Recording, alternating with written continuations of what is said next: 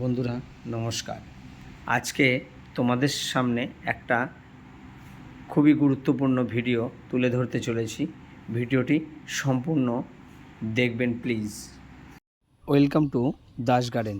বন্ধুরা আজকে তোমাদেরকে দেখাতে এসেছি যে দেখো আমার পিঙ্ক রঙ্গন গাছে যেমন সুন্দর ফুল হয় তেমন কিন্তু এর খুব সুন্দর সুন্দর ফল হয়। দেখতে পাচ্ছ ফলগুলো কিন্তু প্রথম অবস্থায় এমন সবুজ থাকে, আবার পেকে গেলে এই যে দেখতে পাচ্ছ আস্তে আস্তে হলুদ হয়ে তারপরে পুরো লাল হয়। লালের পরে কিন্তু এটা পুরো কালো বর্ণের হয়ে যায়, আরও কালো হবে। এটা এখনও সম্পূর্ণ কিন্তু পাকেনি।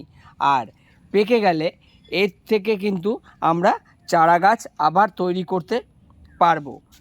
এর রঙ্গন ফল পেকে গেলে একে হালকা শুকিয়ে নিতে হবে। শুকিয়ে নিয়েই একে কিন্তু আবার আমি রঙ্গনের চারা তৈরি করতে পারবো।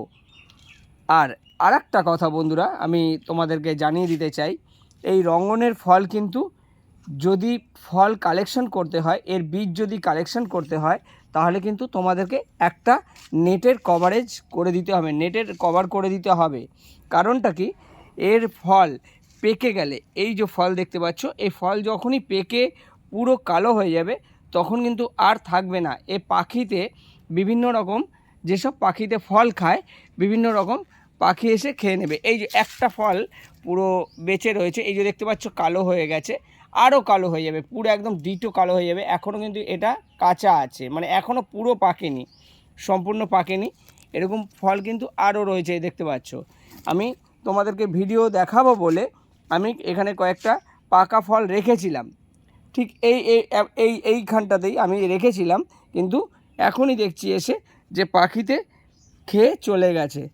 কিন্তু আমি নেট করিনি কেন, আমার রঙ্গনের চারা প্রচুর আছে, আমি এই বীজ থেকে রঙ্গন গাছ তৈরি করব না। তাই ভিডিওটি বন্ধুরা ভালো লাগলে লাইক শেয়ার কমেন্টস করো, প্লিজ চ্যানেলটিকে সাবস্ক্রাইব করে পাশে থেকো।